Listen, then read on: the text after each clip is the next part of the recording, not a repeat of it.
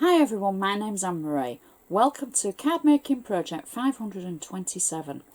Now today's project is kind of an answer to somebody's question, because I've had an email come through from a lady called Sharon, and she's asked me something that I've been asked before many times, and it just kind of came in at the right time for me to think, oh yeah, we'll do that for this project. Now she wants to be able to use her pattern papers from Anna or for any other brand. It doesn't have to be from Anna, but obviously our project is using Anna's supplies. She wants to be able to use her Anna Griffin papers without covering them up, because the flowers are so beautiful and the patterns on them, they just don't want to be covered with lots of embellishments. Now you know sometimes I like more is more. Today we have to go less is less. So it was rather difficult for me to be able to come up with this one, but I think I might have nailed it. Now, I'm sorry Sharon, I have used a couple of embellishments.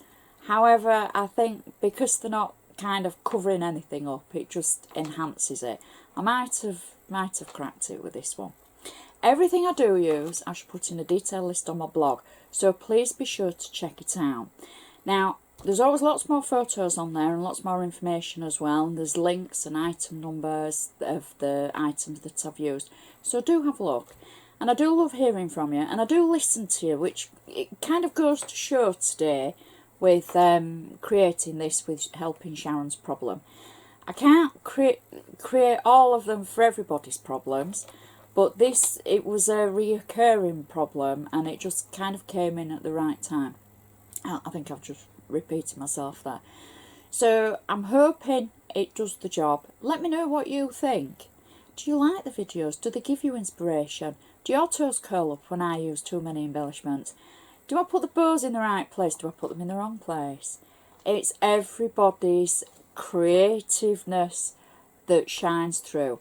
Wherever I put it doesn't mean to say you have to. Whatever I use, it doesn't mean to say you have to use it. You can always try and substitute something and use something differently.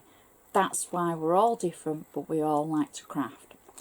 So why don't you sit back, relax, see if I've done a good job for Sharon's query. Let me know. Sit back, relax, let's have a look at today's project. The items that we're going to use in today's project are older items from Anna Griffin. We're going to be using, I don't know if you remember this, it's the flip card making die set. Now, we're actually not making a flip card with it, but what we are going to do, we're going to take a piece of scrap cardstock in ivory, and we're just going to die cut to get this shape here. If you can see, it's the centre of the actual flip front. And we just want to cut a piece of ivory cardstock in that shape. Now you might have other dies that you can use to cut a shape with, which is absolutely fine if you need to substitute. But I thought it'd be really cool today to be able to use older items that we might have forgotten about and incorporate those. I think I might have mentioned that in the intro. So we're going to use the flip card dies, and we're going to use one of my favourite sets of stamps ever, the chalkboard rubber stamps from Anna. And we're going to use this stamp here. It says congratulations, and these I think are just so versatile, this stamp set. I've had it a long time, since they first come out, and I've used them on so many different projects. I use them with stays on ink. I get a lot of questions when we first started using them about getting the coverage of the ink to make them nice and black. I use the stays on, and I always stamp a couple of times on scrap paper if I haven't used a stamp for a long time. Just a couple of times on scrap paper before I do it on the project to make sure that there's a good surface on the stamp. Okay, so let's craft. The base card that we're going to be working on is a 7x5" card, and look what's back, my cardometer. So this is something I've designed myself to be able to show you the sizes of cards, so you have perspective at home of the size of card that I'm using. Our 7x5 card sits nicely on the sheet there. The largest being the A4 size, A5, 7x5, A6, A7 down to ATC. Now I know my friends across the pond, your sizing is a little different and you call them different sizes. However, to give you perspective, that's the size that we're going to be using. And it's just a standard ivory card, and we're going to use a bone folder to make sure we've got a nice sharp score along the edge. It's only just to make it look professional when it's stood up, and then when it's on a mantelpiece it'll just stand proud. Don't forget your handmade stamps on the back. Add your name so the person who's going to receive the card will know who's made it for them. As always, we're going to start with the centre. Now, because this project is kind of looking at ways to use your pattern paper without covering it over, and it's loosely based on that to give you ideas, the centre of the card I've taken, now this is actually, you could either take it from the Lovely Layers collection from Anna, the 7x5 Lovely Layers, but I've used a sheet of paper from the Eleanor Designer collection. It is double-sided, and I know some of you'll be thinking, oh, you know, it's too good to waste and cover up. Well, sometimes we have to just go ahead and use it. So I've taken a sheet from the Eleanor collection. I've used some on the front and some inside, and I think this is a good way to be able to show the patterns off of the paper without covering them over. I've cut it to fit just about the total size of the inside of the card. However, I've taken a craft knife and I've made an incision at the edge of the flowers and through the leaves at two sides. Now, if you don't have a craft knife, you could use your scissors or your tweezer scissors. They're great for it. And then what we're going to do is just add the shape that we've made using the flip card in ivory cardstock, and I've just tinted it slightly round the edge with black ink, and we're just going to pop it under the flowers and the leaves at the other side. So I just need to tweak it to get it in position, and it's just going to take me a moment or two just to make sure it sits right. Obviously I've practiced this and I wanted to get it spot on for you. It is easy. It's like everything. Put a camera on and then it starts looking awkward. Okay, so now that's in position. And it's showing the flowers at either side. It's giving you an area to write on. Not too big, but we're not writing, you know, War and Peace on it. I've got flat tape on the back, so I can simply now peel off the tape. I did have one piece of tape on the back of the insert that we've just put in as we slipped it in, just to hold it in place. So now I can fasten that into the card centre, like so, and press it down. I've taken one of the chalkboard stamps, the congratulations stamp that we looked at the beginning. I've just got flat tape on the back, and I'm simply going to just add this through, I think, just underneath that flower, like that, through the centre. So there's just enough room for you to write to and from on there. And that's our insert for the card. How pretty is that? And we've not covered any flowers up. So that's an idea. You could use that for the front of a card. It would still look great. Just pop a little bow under there and it's completely finished. So now we can create the outside. I'm just using my bone folder again just to make sure that crease is nice and sharp.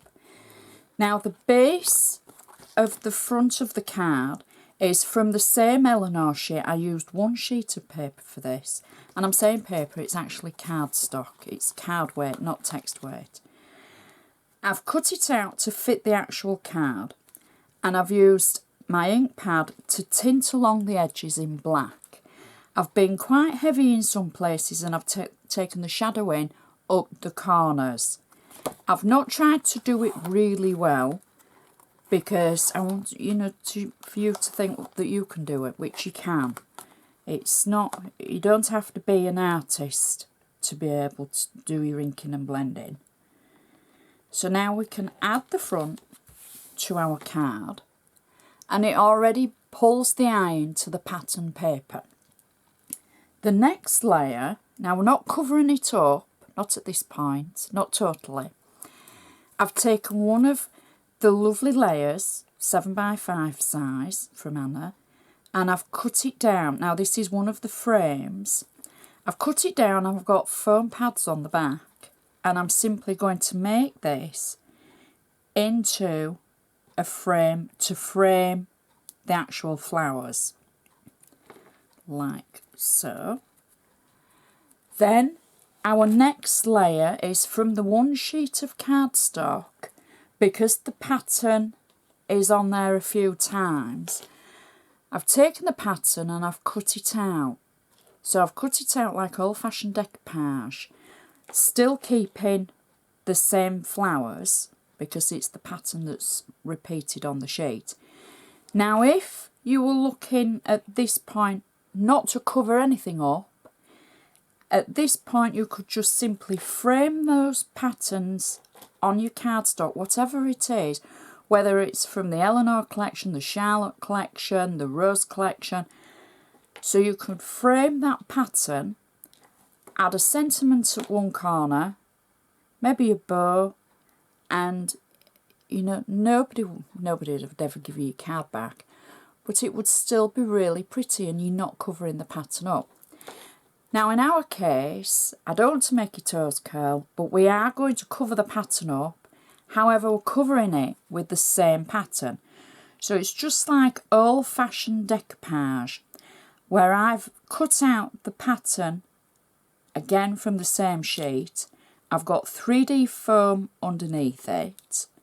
So I'm simply positioning it over the pattern on the base of the card. I've then done that again, and I've cut out the flower but without the black flowers at the side. Again, 3D foam on the back, and then I can build the flower up. So this is good old-fashioned decoupage building, just using our pattern paper.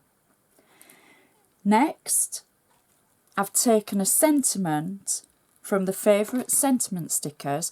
I've peeled the back away and I've got 3D foam just in the centre because I'm simply going to add this to the top of the card. So half of the sentiment is going on a raised area at the sides, and then half of it is going on a flat area. That's why I need the 3D foam in the centre. So we're going to pop that, I would say, there. I'm also going to add a hand-tied bow in a dusky pink colour. I've got 3D foam on the back, and I'm going to put it at an angle at the side of our sentiment. I don't want to cover the sentiment up, but I do want the tails to go across and down like that.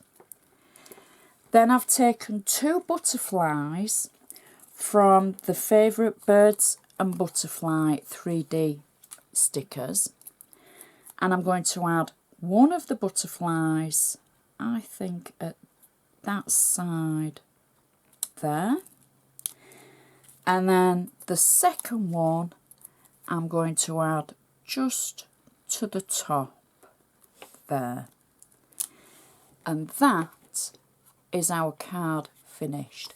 A great way to congratulate anybody and using the papers as they are, not covering the pattern up. Couple of options to be able to use the pretty papers, and hopefully from Sharon's email where she's asked about she doesn't want to have to cover the patterns up with other embellishments, etc. Hopefully this is an idea both on the inside and the out, because as I said, the inside option could be taken to the front of the card as well. It looks really neat and very I think it's because it's flat and there's no 3D, it just looks very flush, as it were. And then the outside matches perfectly. It stands up, it will stand proud on any mantelpiece. You've got a few layers of decoupage there, but it will still go in a normal envelope, and it's a 7x5 size, so there's no problem with the postage, depending on obviously where you live in the world. It's just such a pretty card and a great idea to use with your pattern papers, so that you're not, as Sharon's words were, filling it up with other things. I do hope this might have helped, and to give you all ideas of how to use your pattern papers. Maybe you don't have a lot of embellishments, maybe the pattern papers are your thing, and you're always looking for creative and inventive ways to be able to use them. So hopefully that'll have helped. I'll take more photos of the project on my blog, so please check it out. Please give me the thumbs up, please share with your crafty friends, and say hello, send me photos of your projects. I've mentioned that before because I do love seeing them because I'm nosy. And I would just like to say thank you so much for watching. I shall see you next time.